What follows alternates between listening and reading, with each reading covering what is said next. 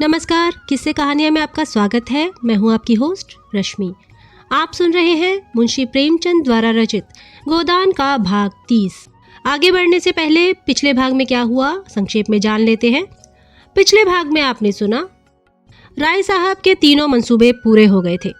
कन्या की शादी धूमधाम से हो गई थी, मुकदमा वे जीत गए थे और होम मेंबर बन चुके थे। चारों ओर से उन्हें बधाइयाँ मिल रही थी। राय साहब ने नैनीताल, मंसूरी और शिमला तीनों स्थानों में एक एक बंगला भी बनवा लिया था। इससे भी बड़ी खुशी की बात उनके लिए यह थी कि उनके शत्रु सूर्य प्रताप सिंह ने उनके बड़े लड़के रुद्रपाल सिंह के लिए अपनी कन्या का विवाह का संदेशा भेजा। उन्होंने तुरंत राजा साहब को हामी भर दी और उसी वक्त रुद्रपाल से बात की तो रुद्रपाल ने शादी से इनकार कर दिया। राय साहब ने रुद्रपाल को काफी मनाना चाहा, परंतु वे नहीं माना। तभी उन्हें पता चलता है कि रुद्रपाल और मालती की बहन सरोज ने विवाह कर लिया है। ये सुनकर वे निराश हो जाते हैं। तभी मिस्टर तनखा राय साहब से मिलने आते हैं। मिस्टर तनखा राय साहब की जी हुजूरी करने में लगे रहते हैं, उनकी तारीफ करते हैं और उनके शत्रु सूर्य प्रताप सिंह की बुराई करते हैं। उसी समय राजा सूर्य प्रताप सिंह राय साहब के घर आते हैं और मिस्टर तनखा लज्जित होते हुए वहां से निकल जाते हैं। राजा सूर्य प्रताप सिंह राय साहब से कहते हैं कि उनके बेटे ने उनकी पुत्री के नाम एक पत्र भेजा था, जिससे उन्हें सारी सच्चाई का पता चल गया है। राजा साहब कहते हैं कि वे किसी भी तरह आपके पुत्र से अपनी पुत्री का विवाह करके रहेंगे, चाहे उन्हें सरोज को गायब ही क्यों न करवाना पड़े। राय साहब उनसे कहते हैं कि इस बात का ना जाने उनके बेटे पर क्या असर होगा। उन दोनों के बीच बहस हो जाती है और राजा साहब नाराज होकर चले जाते हैं। इसके बाद ही रुद्रपाल सरोज के साथ इंग्लैंड चले जाते हैं। पिता पुत्र में कोई संबंध नहीं रहता। मिस्टर तनखा रुद्रपाल के सलाहकार और पैरोकार बन जाते हैं। उन्होंने रुद्रपाल की तरफ से राय साहब पर हिसाब फहमी का दावा कर दिया। राय साहब पर 10 लाख की डिग्री हो जाती है। इससे भी ज्यादा दुख की खबर उन्हें यह पता चलती है कि उनकी लड़की और दामाद के बीच संबंध विच्छेद हो जाता है। राय साहब की पुत्री मीनाक्षी का विवाह दिग्विजय सिंह के साथ हुआ था। दिग्विजय सिंह स्वभाव से अय्याश और शराबी था। मीनाक्षी उसके साथ नहीं रह पाती है और दोनों के बीच संबंध विच्छेद हो जाता है। राय साहब के पास सभी तरह के सुख साधन थे, राजसी ठाठ था, धन था, परंतु उनके बच्चों की तरफ से जो दुख उन्हें मिला उससे वे निराश हो जाते हैं। अब सुनिए आगे की कहानी। प्रस्तुत है गोदान का भाग 30। मिर्जा खुर्शीद ने अस्पताल से निकलकर एक नया काम शुरू कर दिया था। निश्चिंत बैठना उनके स्वभाव में न था। यह काम क्या था? नगर की वेश्याओं की एक नाटक मंडली बनाना। अपने अच्छे दिनों में उन्होंने खूब अय्याशी की थी और इन दिनों अस्पताल के एकांत में घावों की पीड़ाएं सहते सहते उनकी आत्मा निष्ठावान हो गई थी।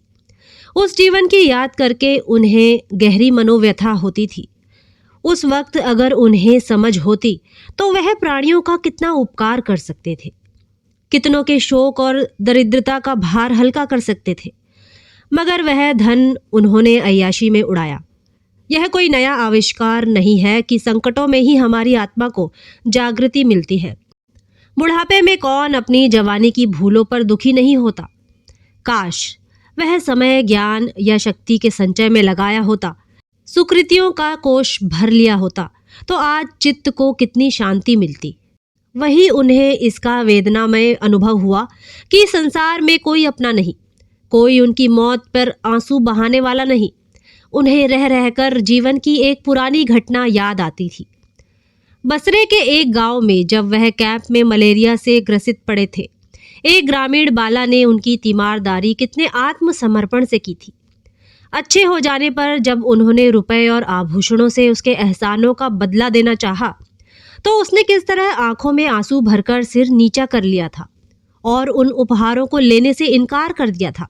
इन नसों की शुश्रूषा में नियम है, व्यथा है, सच्चाई है, मगर वह प्रेम कहाँ, वह तन्मयता कहाँ जो उस बाला की अभ्यासहीन अल्हड़ सेवाओं में थी।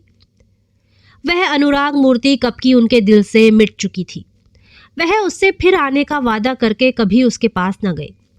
विलास के उन्माद में कभी उसकी याद ही ना आई भी तो उसमें केवल दया थी, प्रेम न था। मालूम नहीं उस बाला पर क्या गुजरी, मगर आजकल उसकी वह आतुर, नम्र, शांत, सरल मुद्रा बराबर उनकी आंखों के सामने फिरा करती थी। काश उससे विवाह कर लिया होता, आज जीवन में कितना रह होता। और उसके प्रति अन्याय के दुख ने उस संपूर्ण वर्ग को उनकी सेवा और सहानुभूति का पात्र बना दिया। जब तक नदी बाढ़ पर थी, उसके गंदले तेज फेनिल प्रवाह में प्रकाश की किरणें बिखर कर रह जाती थीं। अब प्रवाह स्थिर और शांत हो गया था और रश्मियां उसकी तह तक पहुंच रही थी। मिर्जा साहब वसंत की इस शीतल संध्या में अपने झोपड़े के बरामदे में 2 वारांगनाओं के साथ बैठे कुछ बातचीत कर रहे थे कि मिस्टर मेहता पहुंचे। मिर्जा ने बड़े तपाक से हाथ मिलाया और बोले, मैं तो आपकी खातिरदारी का सामान लिए आपकी राह देख रहा हूं। दोनों सुंदरियां मुस्कुराईं। मेहता कट गए। मिर्जा ने दोनों औरतों को वहां से चले जाने का संकेत किया और मेहता को मसनद पर बैठाते हुए बोले, मैं तो खुद आपके पास आने वाला था। मुझे ऐसा मालूम हो रहा है कि मैं जो काम करने जा रहा हूं वह आपकी मदद के बगैर पूरा ना होगा। आप सिर्फ मेरी पीठ पर हाथ रख दीजिए और ललकारते जाइए। हाँ मिर्जा, बढ़े चल पट्टे। मेहता ने हंसकर कहा, आप जिस काम में हाथ लगाएंगे उसमें हम जैसे किताबी कीड़ों की मदद की जरूरत ना होगी। आपकी उम्र मुझसे ज्यादा है, दुनिया भी आपने खूब देखी है, और छोटे से छोटे आदमियों पर अपना असर डाल सकने की जो शक्ति आप में है वह मुझ में होती तो मैंने खुदा जाने क्या किया होता। मिर्जा साहब ने थोड़े से शब्दों में अपनी नई स्कीम उनसे बयान की। उनकी धारणा थी कि रूप के बाजार में वही स्त्रियां आती हैं जिन्हें या तो अपने घर में किसी कारण से सम्मानपूर्ण आश्रय नहीं मिलता या जो आर्थिक कष्टों से मजबूर हो जाती हैं, और अगर यह दोनों प्रश्न हल कर दिए जाएं तो बहुत कम औरतें इस भांति पतित हों। मेहता ने अन्य विचारवान सज्जनों की भांति इस प्रश्न पर काफी विचार किया था और उनका ख्याल था कि मुख्यतः मन के संस्कार और भोग लालसा ही औरतों को इस ओर खींचती है। इसी बात पर दोनों मित्रों में बहस छिड़ गई। दोनों अपने अपने पक्ष पर अड़ गए। मेहता ने मुट्ठी बांधकर हवा में पटकते हुए कहा, आपने इस प्रश्न पर ठंडे दिल से गौर नहीं किया। रोजी के लिए और बहुत से जरिए हैं, मगर ऐश की भूख रोटियों से नहीं जाती। उसके लिए दुनिया के अच्छे से अच्छे पदार्थ चाहिए। जब तक समाज की व्यवस्था ऊपर से नीचे तक बदल न डाली जाए, इस तरह की मंडली से कोई फायदा ना होगा। मिर्जा ने मूछें खड़ी की, और मैं कहता हूं कि वह महज रोजी का सवाल है। हाँ, यह सवाल सभी आदमियों के लिए एक सा नहीं है। मजदूर के लिए वह महज आटे दाल और एक फूस की झोपड़ी का सवाल है। एक वकील के लिए वह एक कार और बंगले और खिदमतगारों का सवाल है। आदमी महज रोटी नहीं चाहता, और भी बहुत सी चीजें चाहता है। अगर औरतों के सामने भी वह प्रश्न तरह तरह की सूरतों में आता है तो उनका क्या कसूर है? डॉक्टर मेहता अगर जरा गौर करते तो उन्हें मालूम होता कि उनमें और मिर्जा में कोई भेद नहीं, केवल शब्दों का हेरफेर है। पर बहस की गर्मी में गौर करने का धैर्य कहाँ। गर्म होकर बोले, मुआफ कीजिए मिर्जा साहब, जब तक दुनिया में दौलत वाले रहेंगे वैश्याएं भी रहेंगी। मंडली अगर सफल भी हो जाए, हालांकि मुझे उसमें बहुत संदेह है, तो आप 10-5 औरतों से ज्यादा उसमें कभी ना ले सकेंगे, और वह भी थोड़े दिनों के लिए। सभी औरतों में नाट्य करने की शक्ति नहीं होती, उसी तरह जैसे सभी आदमी कवि नहीं हो सकते। और यह भी मान लें कि वैश्याएं आपकी मंडली में स्थायी रूप से टिक जाएंगी तो भी बाजार में उनकी जगह खाली न रहेगी। जड़ पर जब तक कुल्हाड़े न चलेंगे, पत्तियां तोड़ने से कोई नतीजा नहीं। दौलत वालों में कभी कभी ऐसे लोग निकल आते हैं जो सब कुछ त्याग कर खुदा की याद में जा बैठते हैं, मगर दौलत का राज्य बदस्तूर कायम है, उसमें जरा भी कमजोरी नहीं आने पाई। मिर्जा को मेहता की हठधर्मी पर दुख हुआ। इतना पढ़ा लिखा विचारवान आदमी इस तरह की बातें करे? समाज की व्यवस्था क्या आसानी से बदल जाएगी? वह तो सदियों का मामला है। तब तक क्या यह अनर्थ होने दिया जाए? उसकी रोकथाम ना की जाए? इन अबलाओं को मदों की लिप्सा का शिकार होने दिया जाए? क्यों ना शेर को पिंजरे में बंद कर दिया जाए कि वह दांत और नाखून होते हुए भी किसी को हानि ना पहुंचा सके? क्यों उस वक्त तक चुपचाप बैठा रहा जाए जब तक शेर अहिंसा का व्रत ना ले ले? दौलत वाले और जिस तरह चाहे अपनी दौलत उड़ाएं, मिर्जा जी को गम नहीं। शराब में डूब जाएं, कारों की माला गले में डाल लें, किले बनवाएं, धर्मशालाएं और मस्जिदें खड़ी करें, उन्हें कोई परवाह नहीं। अबलाओं की जिंदगी ना खराब करे। यह मिर्जा जी नहीं देख सकते। वह रूप के बाजार को ऐसा खाली कर देंगे कि दौलत वालों की अशरफियों पर कोई थूकने वाला भी न मिले। क्या जिन दिनों शराब की दुकानों की पिकेटिंग होती थी, अच्छे अच्छे शराबी पानी पी पी कर दिल की आग नहीं बुझाते थे? मेहता ने मिर्जा की बेवकूफ़ी पर हंसकर कहा, आपको मालूम होना चाहिए कि दुनिया में ऐसे मुल्क भी हैं जहां वैश्याएं नहीं हैं, मगर अमीरों की दौलत वहां भी दिलचस्पियों के सामान पैदा कर लेती है। मिर्जा जी भी मेहता की जड़ता पर हंसे। जानता हूं मेहरबान, जानता हूं, आपकी दुआ से दुनिया देख चुका हूं, मगर यह हिंदुस्तान है, यूरोप नहीं है। इंसान का स्वभाव सारी दुनिया में एक सा है, मगर यह भी मालूम रहे कि हर कौम में एक ऐसी चीज होती है जिसे उसकी आत्मा कह सकते हैं। सतीत्व हिंदुस्तानी तहजीब की आत्मा है। अपने मुंह मियां मिट्ठू बन लीजिए। दौलत की आप इतनी बुराई करते हैं, फिर भी खन्ना की हिमायत करते नहीं थकते, ना कहिएगा। मेहता का तेज विदा हो गया। नम्र भाव से बोले, मैंने खन्ना की हिमायत उस वक्त की है जब वह दौलत के पंजे से छूट गए हैं, और आजकल उसकी हालत आप देखें तो आपको दया आएगी। और मैं क्या हिमायत करूंगा, जिसे अपनी किताबों और विद्यालय से छुट्टी नहीं, ज्यादा से ज्यादा सूखी हमदर्दी ही तो कर सकता हूं। हिमायत की है मिस मालती ने कि खन्ना को बचा लिया। इंसान के दिल की गहराइयों में त्याग और कुर्बानी की कितनी ताकत छिपी होती है, इसका मुझे अब तक तजुर्बा ना हुआ था। आप भी एक दिन खन्ना से मिलाइए, फूला ना समाइएगा। इस वक्त उसे जिस चीज की सबसे ज्यादा जरूरत है वह हमदर्दी है। मिर्जा ने जैसे अपनी इच्छा के विरुद्ध कहा, आप कहते हैं तो जाऊंगा। आपके साथ जहन्नुम में जाने में भी मुझे हर्ज नहीं, मगर मिस मालती से तो आपकी शादी होने वाली थी, बड़ी गर्म खबर थी।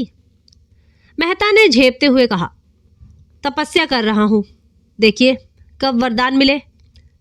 अजी वह तो आप पर मरती थी। मुझे भी यही वहम हुआ था, मगर जब मैंने हाथ बढ़ाकर उसे पकड़ना चाहा तो देखा वह आसमान में जा बैठी है। उस ऊंचाई तक तो क्या मैं पहुंचूंगा, आरजू मिन्नत कर रहा हूं कि नीचे आ जाए। आजकल तो वह मुझसे बोलती भी नहीं। यह कहते हुए मेहता जोर से रोती हुई हंसी हंसे और उठ खड़े हुए। मिर्जा ने पूछा, अब फिर कब मुलाकात होगी? अब की आपको तकलीफ करनी पड़ेगी, खन्ना के पास जाइएगा जरूर। जाऊंगा। मिर्जा ने खिड़की से मेहता को जाते हुए देखा। चाल में वह तेजी न थी, जैसे किसी चिंता में डूबे हुए हों। डॉक्टर मेहता परीक्षक से परीक्षार्थी हो गए हैं। मालती से दूर दूर रहकर उन्हें ऐसी शंका होने लगी है कि उसे खो ना बैठे। कई महीनों से मालती उनके पास ना आई थी, और जब वह विकल होकर उसके घर गए तो मुलाकात ना हुई। जिन दिनों रुद्रपाल और सरोज का प्रेम कांड चलता रहा, तब तो मालती उनकी सलाह लेने प्राय 1-2 बार रोज आती थी, पर जब से दोनों इंग्लैंड चले गए थे उनका आना जाना बंद हो गया था। घर पर भी मुश्किल से मिलती। ऐसा मालूम होता था जैसे वह उनसे बचती है, जैसे बलपूर्वक अपने मन को उनकी ओर से हटा लेना चाहती है। जिस पुस्तक में वह इन दिनों लगे हुए थे वह आगे बढ़ने से इनकार कर रही थी, जैसे उनका मनोयोग लुप्त हो गया हो। गृह प्रबंध में तो वह कभी बहुत कुशल ना थे।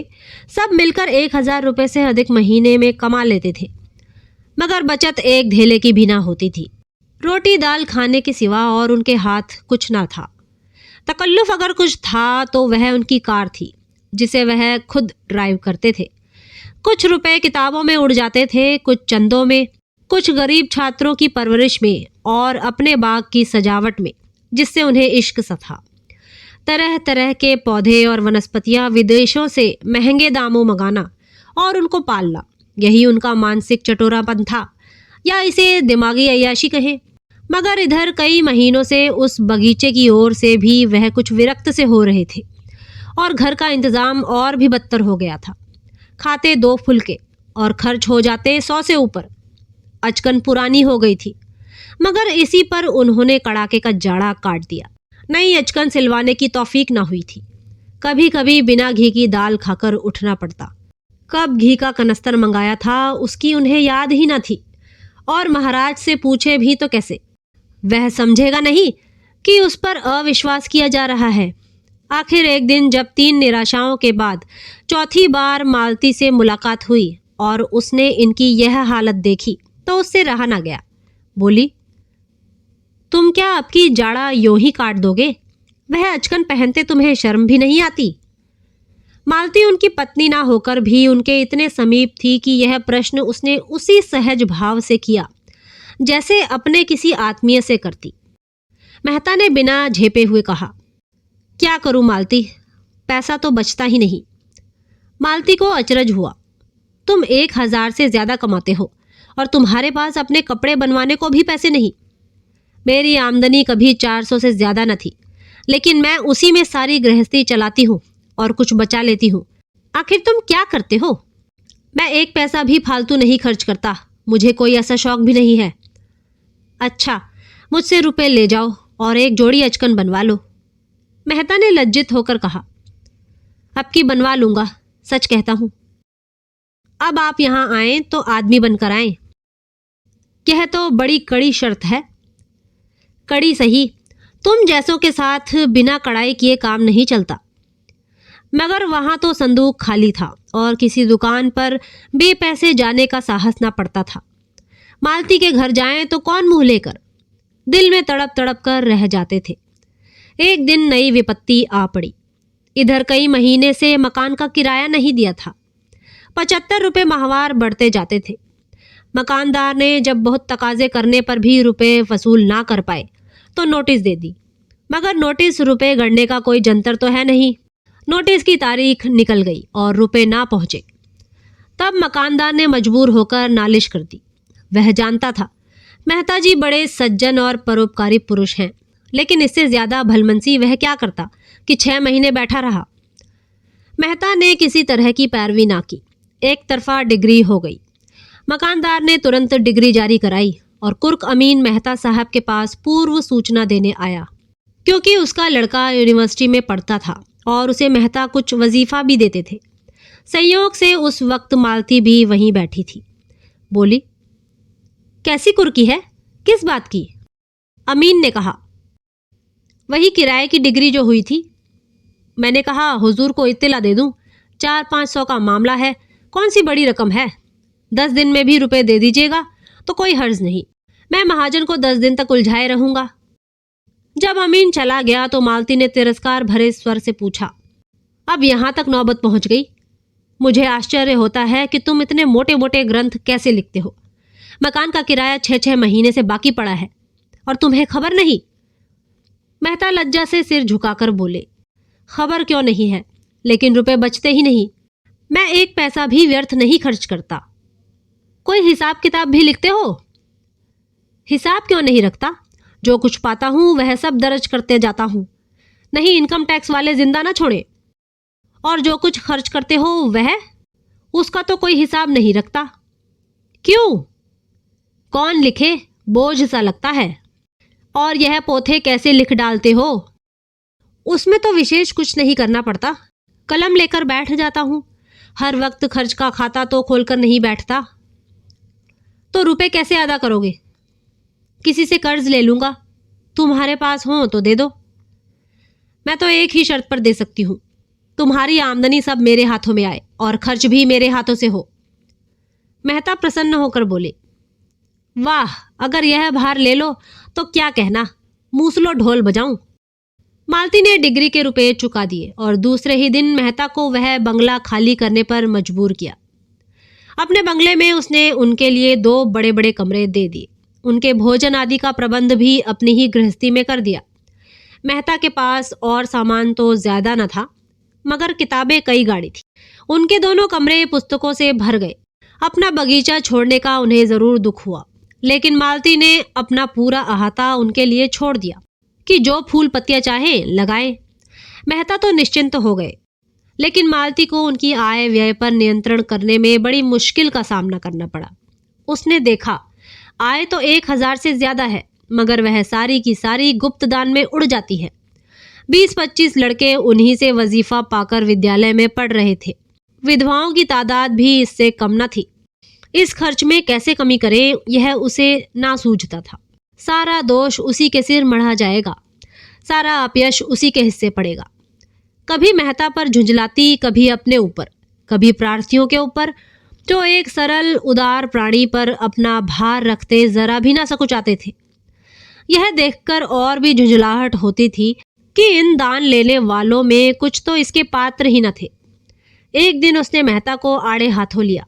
मेहता ने उसका आक्षेप सुनकर निश्चिंत भाव से कहा, तुम्हें अख्तियार है, जिसे चाहे दो, जिसे चाहे ना दो, मुझसे पूछने की कोई जरूरत नहीं।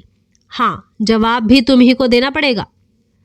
मालती ने चिढ़कर कहा, हाँ और क्या, यश तो तुम लो, अपयश मेरे सिर मढ़ो। मैं नहीं समझती तुम किस तर्क से इस दान प्रथा का समर्थन कर सकते हो। मनुष्य जाति को इस प्रथा ने जितना आलसी और मुफ्तखोर बनाया है और उसके आत्मगौरव पर जैसा आघात किया है, उतना अन्याय ने भी ना किया होगा। बल्कि मेरे ख्याल में अन्याय ने मनुष्य जाति में विद्रोह की भावना उत्पन्न करके समाज का बड़ा उपकार किया है। मेहता ने स्वीकार किया, मेरे भी यही ख्याल हैं। तुम्हारा यह ख्याल नहीं है। नहीं मालती, मैं सच कहता हूं। तो विचार और व्यवहार में इतना भेद क्यों? मालती ने तीसरे महीने बहुतों को निराश किया। किसी को साफ जवाब दिया, किसी से मजबूरी जताई, किसी की फजीहत की। मिस्टर मेहता का बजट तो धीरे धीरे ठीक हो गया, मगर इससे उनको एक प्रकार की ग्लानि हुई।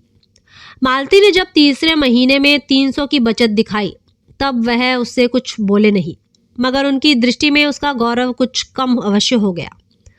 नारी में दान और त्याग होना चाहिए, उसकी यही सबसे बड़ी विभूति है। इसी आधार पर समाज का भवन खड़ा है।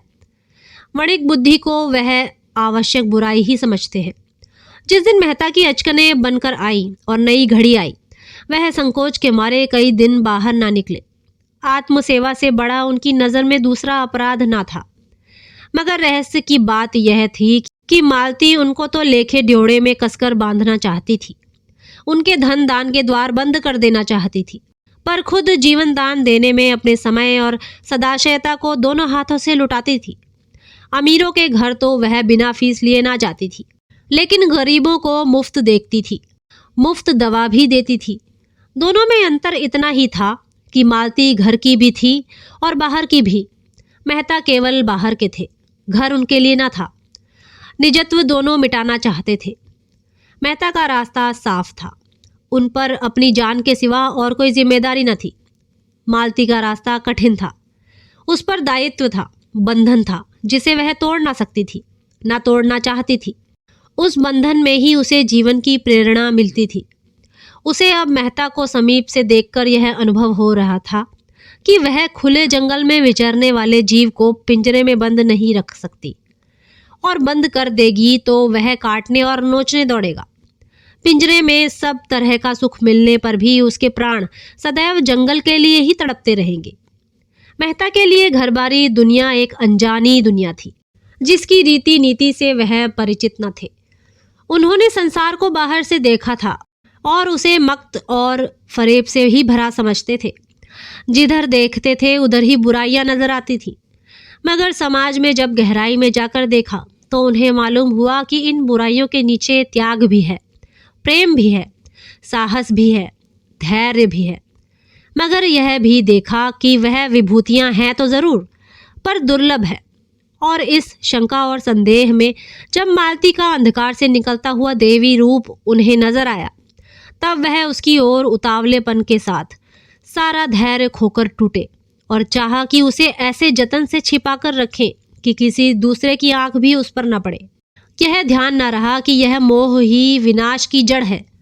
प्रेम जैसी निर्मम वस्तु क्या भय से बांधकर रखी जा सकती है? वह तो पूरा विश्वास चाहती है, पूरी स्वाधीनता चाहती है, पूरी जिम्मेदारी चाहती है। उसके पल्लवित होने की शक्ति उसके अंदर है। उसे प्रकाश और क्षेत्र मिलना चाहिए। वह कोई दीवार नहीं है जिस पर ऊपर से ईंटें रखी जाती हैं। उसमें तो प्राण है, फैलने की असीम शक्ति है।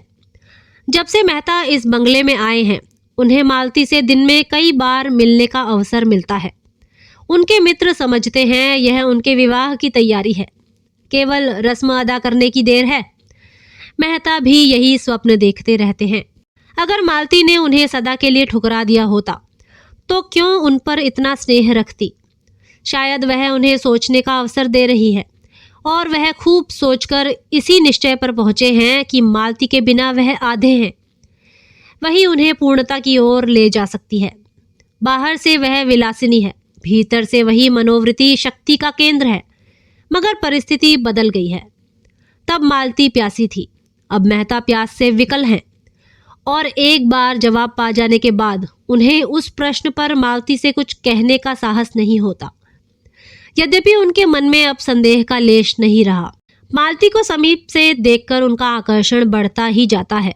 दूर से पुस्तक के जो अक्षर लिपे पुते लगते थे, समीप से वह स्पष्ट हो गए हैं। उनमें अर्थ है, संदेश है। इधर मालती ने अपने बाग के लिए गोबर को माली रख लिया था। एक दिन वह किसी मरीज को देखकर आ रही थी कि रास्ते में पेट्रोल ना रहा। वह खुद ड्राइव कर रही थी। फिक्र हुई पेट्रोल कैसे आए। रात के 9 बज गए थे और माघ का जाड़ा पड़ रहा था। सड़कों पर सन्नाटा हो गया था। कोई ऐसा आदमी नजर न आता था जो कार को ढकेलकर पेट्रोल की दुकान तक ले जाए। बार बार नौकर पर झुंझला रही थी। हरामखोर कहीं का, बेखबर पड़ा रहता है। संयोग से गोबर उधर से आ निकला। मालती को खड़े देखकर उसने हालत समझ ली और गाड़ी को 2 फलांग ठेलकर पेट्रोल की दुकान तक लाया। मालती ने प्रसन्न होकर पूछा, नौकरी करोगे? गोबर ने धन्यवाद के साथ स्वीकार किया। 15 रुपए वेतन तय हुआ। माली का काम उसे पसंद था। यही काम उसने किया था और उसमें मजा हुआ था। मिल की मजूरी में वेतन ज्यादा मिलता था, पर उस काम से उसे उलझन होती थी। दूसरे दिन से गोबर ने मालती के यहाँ काम करना शुरू कर दिया। उसे रहने को एक कोठरी भी मिल गई। झुनिया भी आ गई। मालती बाग में आती तो उसे झुनिया का बालक धूल मिट्टी में खेलता मिलता। एक दिन मालती ने उसे एक मिठाई दे दी। बच्चा उस दिन से परच गया। उसे देखते ही उसके पीछे लग जाता और जब तक मिठाई ना लेता उसका पीछा ना छोड़ता। एक दिन मालती बाग में आई तो बालक ना दिखाई दिया। झुनिया से पूछा तो मालूम हुआ बच्चे को ज्वर आ गया है। मालती ने घबराकर कहा, ज्वर आ गया तो मेरे पास क्यों नहीं लाई? चल देखूं। बालक खटोले पर ज्वर में अचेत पड़ा था। खपरेल की उस कोठरी में इतनी सील, इतना अंधेरा और इस ठंड के दिनों में भी इतनी मच्छर कि मालती 1 मिनट भी वहां ना ठहर सकी। तुरंत आकर थर्मामीटर लिया और फिर जाकर देखा। 104 था। मालती को भय हुआ कहीं चेचक ना हो। बच्चे को अभी तक टीका नहीं लगा था और अगर इस सीली कोठरी में रहा तो भय था कहीं ज्वर और ना बढ़ जाए। सहसा बालक ने आंखें खोल दी और मालती को खड़ी पाकर करुण नेत्रों से उसकी ओर देखा और उसकी गोद के लिए हाथ फैलाए। मालती ने उसे गोद में उठा लिया और थपकियां देने लगी। बालक मालती के गोद में आकर जैसे किसी बड़े सुख का अनुभव करने लगा। अपनी जलती हुई उंगलियों से उसके गालों की मोतियों की माला पकड़कर अपनी ओर खींचने लगा। मालती ने नेकलेस उतारकर उसके गले में डाल दी। बालक की स्वार्थी प्रकृति इस दशा में भी सजग थी। नेकलेस पाकर अब उसे मालती की गोद में रहने की कोई जरूरत ना रही। यहाँ उसके छिन जाने का भय था। झुनिया की गोद इस समय ज्यादा सुरक्षित थी। मालती ने खिले हुए मन से कहा, बड़ा चालाक है, चीज लेकर कैसा भागा? झुनिया ने कहा, दे दो बेटा, मेम साहब का है। बालक ने हार को दोनों हाथों से पकड़ लिया और माँ की ओर रोष से देखा। मालती बोली, तुम पहने रहो बच्चा, मैं मांगती नहीं हूं। उसी वक्त बंगले में आकर उसने अपना बैठक का कमरा खाली कर दिया और उसी वक्त झुनिया उस नए कमरे में डट गई। मंगल ने उस स्वर्ग को कुतूहल भरी आंखों से देखा। छत में पंखा था, रंगीन बल्ब थे, दीवारों पर तस्वीरें थी। देर तक उन चीजों को टकटकी लगाए देखता रहा। मालती ने बड़े प्यार से पुकारा, मंगल। मंगल ने मुस्कुराकर उसकी ओर देखा, जैसे कह रहा हो, आज तो हंसा नहीं जाता मेम साहब, क्या करूं? आपसे कुछ हो सके तो कीजिए। मालती ने झुनिया को बहुत सी बातें समझाई और चलते चलते पूछा, तेरे घर में कोई दूसरी औरत हो तो गोबर से कह दे 2-4 दिन के लिए बुला लावे। मुझे चेचक का डर है। कितनी दूर है तेरा घर? झुनिया ने अपने गांव का नाम और पता बताया। अंदाज से 18-20 कोस होंगे। मालती को बेलारी याद था। बोली, वही गांव तो नहीं जिसके पश्चिम तरफ आध मील पर नदी है? हाँ हाँ मेम साहब, वही गांव है। आपको कैसे मालूम? एक बार हम लोग उस गांव में गए थे, होरी के घर ठहरे थे। तू उसे जानती है? वह तो मेरे ससुर हैं मेम साहब, मेरी सास भी मिली होंगी। हाँ हाँ, बड़ी समझदार औरत मालूम होती थी, मुझसे खूब बातें करती रही। तो गोबर को भेज दे, अपनी माँ को बुला लाए। वह उन्हें बुलाने नहीं जाएंगे। क्यों? कुछ ऐसा कारण है। जुनिया को अपने घर का चौका बर्तन, झाड़ू बहारू, रोटी पानी सभी कुछ करना पड़ता। दिन को तो दोनों चना चबेना खाकर रह जाते। रात को जब मालती आ जाती तो जुनिया अपना खाना पकाती और मालती बच्चे के पास बैठती। वह बार बार चाहती कि बच्चे के पास बैठे, लेकिन मालती उसे ना आने देती। रात को बच्चे का ज्वर तेज होता जाता और वह बेचैन होकर दोनों हाथ ऊपर उठा लेता। मालती उसे गोद में लेकर घंटों कमरे में टहलती। चौथे दिन उसे चेचक निकल आई। मालती ने सारे घर को टीका लगाया, खुद टीका लगवाया, मेहता को भी लगाया। गोबर, झुनिया, महाराज कोई ना बचा। पहले दिन तो दाने छोटे थे और अलग अलग थे, जान पड़ता था छोटी माता है। दूसरे दिन जैसे खिल उठे और अंगूर के दाने के बराबर हो गए, और फिर कई कई दाने मिलकर बड़े बड़े आंवले जैसे हो गए। मंगल जलन और खुजली और पीड़ा से बेचैन होकर करुण स्वर में कराहता और दीन असहाय नेत्रों से मालती की ओर देखता। उसका कराहना भी प्रौढ़ों का सा था और दृष्टि में भी प्रौढ़ता थी, जैसे वह एकाएक जवान हो गया हो। इस असह्य वेदना ने मानो उसके अबोध शिशुपन को मिटा डाला हो। उसकी शिशु बुद्धि मानो संज्ञान होकर समझ रही थी कि मालती ही के जतन से वह अच्छा हो सकता है। मालती जो ही किसी काम से चली जाती वह रोने लगता। मालती के आते ही चुप हो जाता। रात को उसकी बेचैनी बढ़ जाती और मालती को प्राय सारी रात बैठना पड़ जाता, मगर वह ना कभी झुंझलाती ना चिढ़ती। हाँ, जुनिया पर उसे कभी कभी अवश्य क्रोध आता, क्योंकि वह अज्ञान के कारण जो ना करना चाहिए वह कर बैठती। गोबर और जुनिया दोनों की आस्था झाड़ फूक में अधिक थी। यहाँ उसको कोई अवसर ना मिलता। उस पर जुनिया 2 बच्चों की माँ होकर बच्चे का पालन करना ना जानती थी। मंगल दिक करता तो उसे डांटती कोसती। जरा सा भी अवकाश पाती तो जमीन पर सो जाती और सवेरे से पहले ना उठती। और गोबर तो उस कमरे में आते जैसे डरता था। मालती वहां बैठी है, कैसे जाए? जुनिया से बच्चे का हाल हवाल पूछ लेता और खाकर पड़ा रहता। उस चोट के बाद वह पूरा स्वस्थ ना हो पाया था। थोड़ा सा काम करके भी थक जाता था। उन दिनों जब जुनिया घास बेचती थी और वह आराम से पड़ा रहता था, वह कुछ हरा हो गया था।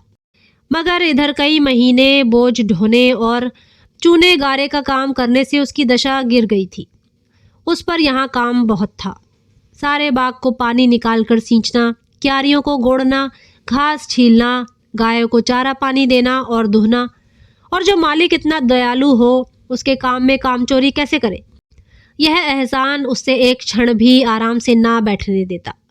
और जब मेहता खुद खुरपी लेकर घंटों बाग में काम करते तो वह कैसे आराम करता? वह खुद सूखता था पर बाग हरा हो रहा था। मिस्टर मेहता को भी बालक से स्नेह हो गया था। एक दिन मालती ने उसे गोद में लेकर उनकी मूछ उखड़वा दी थी। दुष्ट ने मूछों को ऐसा पकड़ा था कि समूल ही उखाड़ लेगा।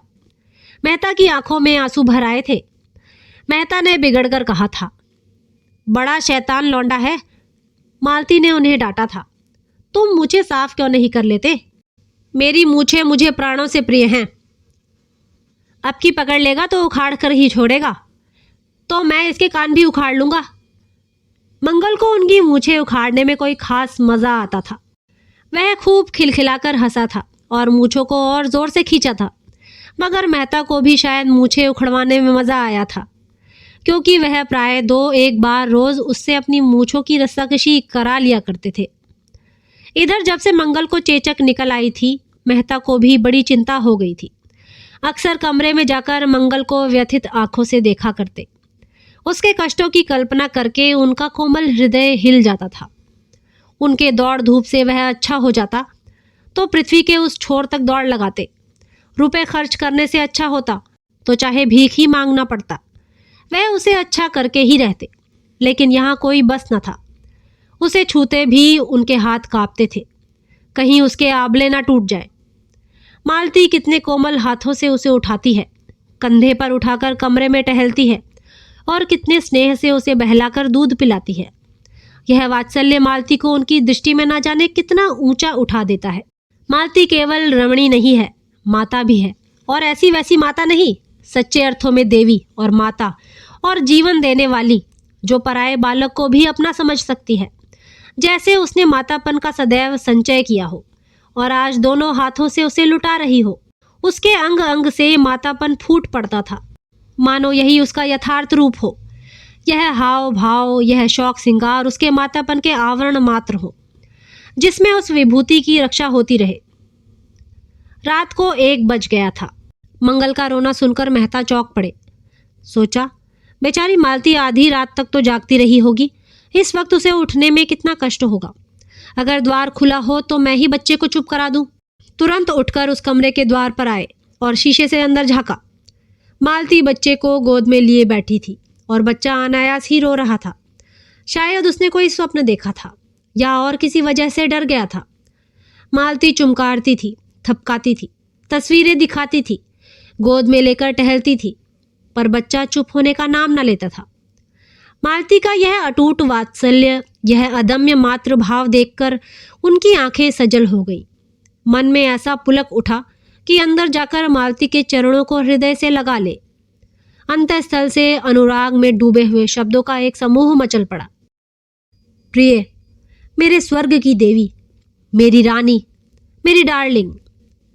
और उसी प्रेमोन्माद में उन्होंने पुकारा, मालती, जरा द्वार खोल दो। मालती ने आकर द्वार खोल दिया और उनकी ओर जिज्ञासा की आंखों से देखा। मेहता ने पूछा, क्या झुनिया नहीं उठी? यह तो बहुत रो रहा है।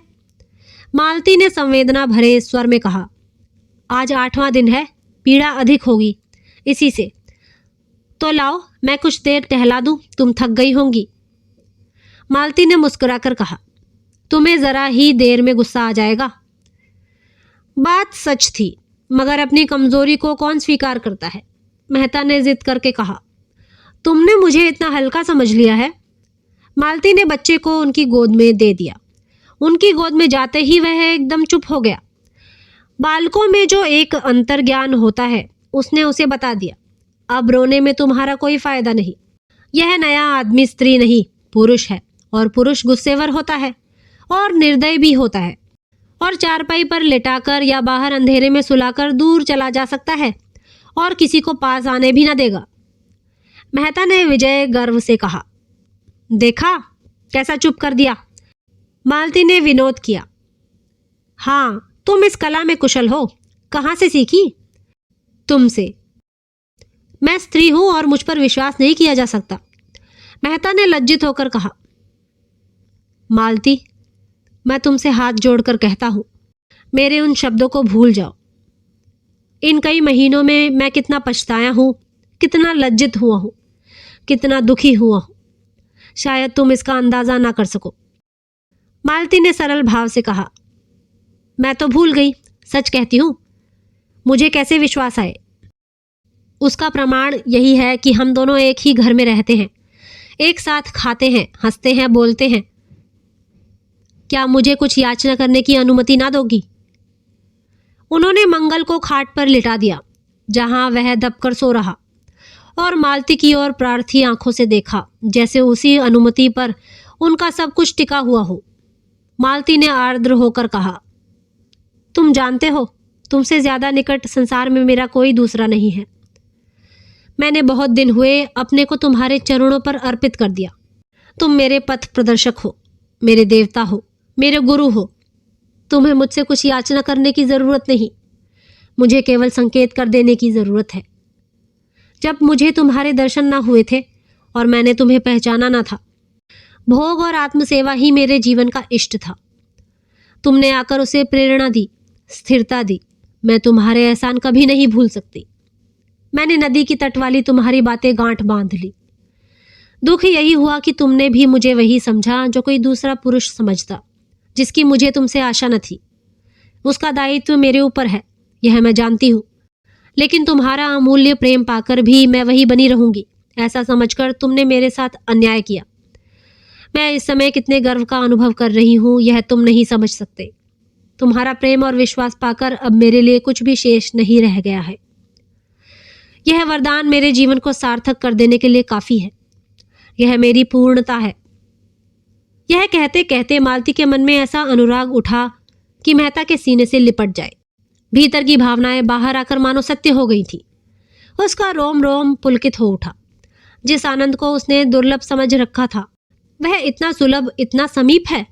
और हृदय का वह आह्लाद मुख पर आकर उसे ऐसी शोभा देने लगा कि मेहता को उसमें देवत्व की आभा दिखी। यह नारी है या मंगल की, पवित्रता की और त्याग की प्रतिमा। उसी वक्त जुनिया जागकर उठ बैठी और मेहता अपने कमरे में चले गए। और फिर 2 सप्ताह तक मालती से कुछ बातचीत करने का अवसर उन्हें ना मिला। मालती कभी उनसे एकांत में ना मिलती। मालती के वह शब्द उनके हृदय में गूंजते रहते। उनमें कितनी सांत्वना थी, कितनी विनय थी, कितना नशा था। 2 सप्ताह में मंगल अच्छा हो गया। हाँ, मुंह पर चेचक के दाग न भर सके। उस दिन मालती ने आसपास के लड़कों को भरपेट मिठाई खिलाई और जो मनौतियां कर रखी थी वह भी पूरी की। इस त्याग के जीवन में कितना आनंद है, इसका अब उसे अनुभव हो रहा था। जुनिया और गोबर का हर्ष मानो उसके भीतर प्रतिबिंबित हो रहा था। दूसरों के कष्ट निवारण में उसने जिस सुख और उल्लास का अनुभव किया, वह कभी भोग विलास के जीवन में ना किया था।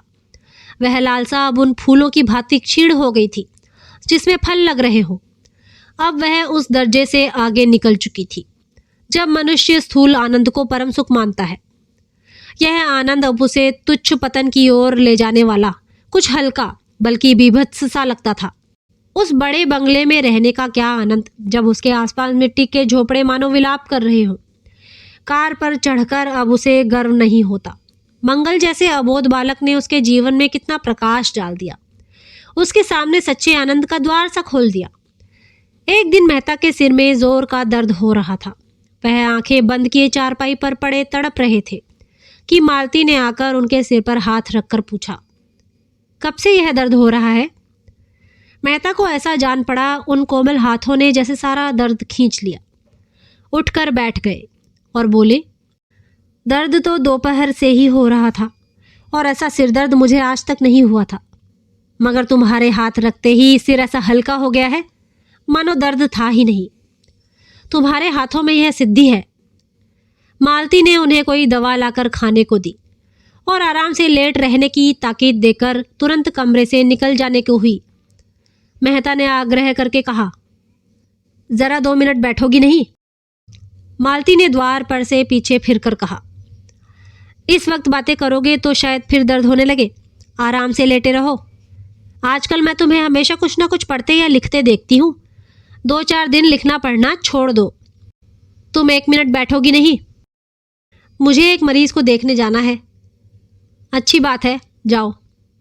मेहता के मुख पर कुछ ऐसी उदासी छा गई कि मालती लौट पड़ी और सामने आकर बोली, अच्छा कहो, क्या कहते हो? मेहता ने विमन होकर कहा, कोई खास बात नहीं है। यही कह रहा था कि इतनी रात गए किस मरीज को देखने जाओगी? वही राय साहब की लड़की है। उसकी हालत बहुत खराब हो गई थी, अब कुछ संभल गई है। उसके जाते ही मेहता फिर लेट रहे। कुछ समझ में नहीं आया कि मालती के हाथ रखते ही दर्द क्यों शांत हो गया। अवश्य ही उसमें कोई सिद्धि है और यह उसकी तपस्या का, उसकी कर्मण्य मानवता का ही वरदान है। मालती नारीत्व के उस ऊंचे आदर्श पर पहुंच गई थी जहां वह प्रकाश के एक नक्षत्र सी नजर आती थी। अब वह प्रेम की वस्तु नहीं, श्रद्धा की वस्तु थी। अब वह दुर्लभ हो गई थी और दुर्लभता मनस्वी आत्माओं के लिए उद्योग का मंत्र है। मेहता प्रेम में जिस सुख की कल्पना कर रहे थे, उसे श्रद्धा ने और भी गहरा और भी स्फूर्तिमय बना दिया। प्रेम में कुछ मान भी होता है, कुछ महत्व भी। श्रद्धा तो अपने को मिटा डालती है और हमने मिट जाने को ही अपना इष्ट बना लेती है। प्रेम अधिकार करना चाहता है, जो कुछ देता है उसके बदले में कुछ चाहता भी है। श्रद्धा का चरम आनंद अपना समर्पण है, जिसमें अहमन्यता का ध्वंस हो जाता है। मेहता का वह वृहत ग्रंथ समाप्त हो गया था, जिसे वह 3 साल से लिख रहे थे और जिसमें उन्होंने संसार के सभी दर्शन तत्वों का समन्वय किया था। यह ग्रंथ उन्होंने मालती को समर्पित किया और जिस दिन उसकी प्रतियां इंग्लैंड से आईं और उन्होंने एक प्रति मालती को भेंट की, तो वह उसे अपने नाम से समर्पित देखकर विस्मित भी हुई और दुखी भी। उसने कहा, यह तुमने क्या किया? मैं तो अपने को इस योग्य नहीं समझती। मेहता ने गर्व से कहा, लेकिन मैं तो समझता हूं, यह तो कोई चीज नहीं। मेरे तो अगर 100 प्राण होते तो वह तुम्हारे चरणों पर न्यौछावर कर देता। मुझ पर, जिसने स्वार्थ सेवा के सिवा कुछ जाना ही नहीं? तुम्हारे त्याग का एक टुकड़ा भी मैं पा जाता तो अपने को धन्य समझता। तुम देवी हो, पत्थर की, इतना और क्यों नहीं कहते? त्याग की, मंगल की, पवित्रता की। तब तुमने मुझे खूब समझा। मैं और त्याग, मैं तुमसे सच कहती हूं, सेवा या त्याग का भाव कभी मेरे मन में नहीं आया। जो कुछ करती हूं प्रत्यक्ष या अप्रत्यक्ष स्वार्थ के लिए करती हूं। मैं गाती इसलिए नहीं कि त्याग करती हूं या अपने गीतों से दुखी आत्माओं को सांत्वना देती हूं, बल्कि केवल इसलिए कि उससे मेरा मन प्रसन्न होता है। इसी तरह दवा दारू भी गरीबों को दे देती हूं, केवल अपने मन को प्रसन्न करने के लिए। शायद मन का अहंकार इसमें सुख मानता है। तुम मुझे ख्वामखा देवी बनाए डालते हो। अब तो इतनी कसर रह गई है कि धूप दीप लेकर मेरी पूजा करो। मेहता ने कातर स्वर में कहा, वह तो मैं बरसों से कर रहा हूं मालती, और उस वक्त तक करता जाऊंगा जब तक वरदान न मिलेगा। मालती ने चुटकी ली, तो वरदान पा जाने के बाद शायद देवी को मंदिर से निकाल फेंको। मेहता संभल कर बोले, अब तो मेरी अलग सत्ता ही ना रहेगी। उपासक उपास्य में लय हो जाएगा। मालती ने गंभीर होकर कहा, नहीं मेहता, मैं महीनों से इस प्रश्न पर विचार कर रही हूं और अंत में मैंने यह तय किया है कि मित्र बनकर रहना स्त्री पुरुष बनकर रहने से कहीं सुखकर है। तुम मुझसे प्रेम करते हो, मुझ पर विश्वास करते हो, और मुझे भरोसा है कि आज अवसर आ पड़े तो तुम मेरी रक्षा प्राणों से करोगे। तुम में मैंने अपना पथ प्रदर्शक ही नहीं, अपना रक्षक भी पाया है। मैं भी तुमसे प्रेम करती हूँ, तुम पर विश्वास करती हूँ, और तुम्हारे लिए कोई ऐसा त्याग नहीं है जो मैं न कर सकूं। और परमात्मा से मेरी यही विनय है कि वह जीवन पर्यंत मुझे इसी मार्ग पर दृढ़ रखे। हमारी पूर्णता के लिए, हमारी आत्मा के विकास के लिए और क्या चाहिए? अपनी छोटी सी गृहस्थी बनाकर, अपनी आत्माओं को छोटे से पिंजड़े में बंद करके, अपने दुख सुख को अपने ही एक रखकर क्या हम असीम के निकट पहुंच सकते हैं? वह तो हमारे मार्ग में बाधा ही डालेगा। कुछ विरले प्राणी ऐसे भी हैं जो पैरों में यह बेड़ियां डालकर भी विकास के पथ पर चल सकते हैं और चल रहे हैं। यह भी मैं जानती हूँ कि पूर्णता के लिए पारिवारिक प्रेम और त्याग और बलिदान का बहुत बड़ा महत्व है, लेकिन मैं अपनी आत्मा को उतना दृढ़ नहीं पाती। जब तक ममत्व नहीं है, अपनत्व नहीं है, जब तक जीवन का मोह नहीं है, स्वार्थ का जोर नहीं है। जिस दिन मन मोह में आसक्त हुआ और हम बंधन में पड़े, उस क्षण हमारा मानवता का क्षेत्र सिकुड़ जाएगा। नई नई जिम्मेदारियां आ जाएंगी और हमारी सारी शक्ति उन्हीं को पूरा करने में लगने लगेंगी। तुम्हारे जैसे विचारवान प्रतिभाशाली मनुष्य की आत्मा को मैं इस कारागार में बंदी नहीं करना चाहती। अभी तक तुम्हारा जीवन यज्ञ था जिसमें स्वार्थ के लिए बहुत थोड़ा स्थान था। मैं उसको नीचे की ओर ना ले जाऊंगी। संसार को तुम जैसे साधकों की जरूरत है जो अपनेपन को इतना फैला दे कि सारा संसार अपना हो जाए। संसार में अन्याय की, आतंक की, भय की दुहाई मची हुई है। अंधविश्वास का, कपट धर्म का, स्वार्थ का प्रकोप छाया हुआ है। तुमने वह आर्त पुकार सुनी है। तुम भी ना सुनोगे तो सुनने वाले कहाँ से आएंगे? और असत्य प्राणियों की तरह तुम भी उसकी ओर से अपने कान नहीं बंद कर सकते। तुम्हें वह जीवन भार हो जाएगा। अपनी विद्या और बुद्धि को, अपनी जागी हुई मानवता को और भी उत्साह और जोर के साथ उसी रास्ते पर ले जाओ। मैं भी तुम्हारे पीछे पीछे चलूंगी। अपने जीवन के साथ मेरा जीवन भी सार्थक कर दो। मेरा तुमसे यही आग्रह है। अगर तुम्हारा मन सांसारिकता की ओर लपकता है, तब भी मैं अपना काबू चलते तुम्हें उधर से हटाऊंगी। और ईश्वर ना करे कि मैं असफल हो जाऊं, लेकिन तब मैं तुम्हारा साथ 2 बूंद आंसू गिराकर छोड़ दूंगी। और कह नहीं सकती मेरा क्या अंत होगा, किस घाट लगूंगी, पर चाहे वह कोई घाट हो, इस बंधन का घाट ना होगा। बोलो, मुझे क्या आदेश देते हो? मेहता सिर झुकाए सुनते रहे। एक एक शब्द मानो उनके भीतर की आंखें इस तरह खोले देता था जैसे अब तक कभी ना खुली थी। वह भावनाएं जो अब तक उनके सामने स्वप्न चित्रों की तरह आई थीं, अब जीवन सत्य बनकर स्पंदन हो गई थी। वह अपने रोम रोम में प्रकाश और उत्कर्ष का अनुभव कर रहे थे। जीवन के महान संकल्पों के सम्मुख हमारा बालपन हमारी आंखों में फिर जाता है। मेहता की आंखों में मधुर बाल स्मृतियां सजीव हो उठी, जब वह अपनी विधवा माता की गोद में बैठकर महान सुख का अनुभव किया करते थे। कहाँ है वह माता? आए और देखे अपने बालक की इस सुकीर्ति को। मुझे आशीर्वाद दो, तुम्हारा वह जिद्दी बालक आज एक नया जन्म ले रहा है। उन्होंने मालती के चरण दोनों हाथ से पकड़ लिए और कांपते हुए बोले, तुम्हारा आदेश स्वीकार है मालती। और दोनों एकांत होकर प्रगाढ़ आलिंगन में बंध गए। दोनों की आंखों से आंसुओं की धारा बह रही थी। तो दोस्तों, गोदान के इस भाग में इतना ही। अगले भाग में आपसे मुलाकात होगी। तब तक के लिए नमस्कार।